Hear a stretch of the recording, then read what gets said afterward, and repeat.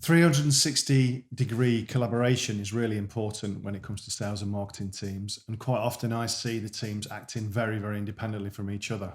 And as soon as the marketing job's done, it's over to the sales and it's their job now. With 360-degree collaboration, what it does is it feeds back from the marketing to the sales and the sales to the marketing like a continuum. It's important for the sales team to make the marketing team understand what is a good inquiry. We call that pre-qualification. Pre-qualification might be something like, are we talking to the right buyer? Do they have budget? Are they ready to buy now? They're three simple pre-qualification questions.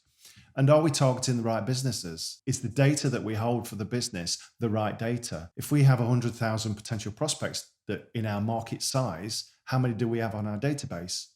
500, 1,000? Is that enough? How old is that data?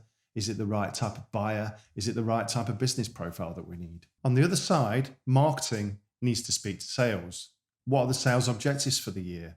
Quite often in teams, I see that the owner or MD of the business has set the sales team's targets, but no one has really shared that with the marketing team, which is a crazy thing, really, in business. So the marketing team needs to understand the sales team's objectives, otherwise the marketing team can't do their leg of the relay. When inquiries start to move over between a marketing team and a sales team, and the sales team start to look at that inquiry as a potential order, what happens at the end of it? If it falls down and it's not the right potential for them, that 360 collaboration and feedback needs to come back from the sales team to the marketing team. These leads that you're getting, is they're not quite right, we need to up our game in this area or this area.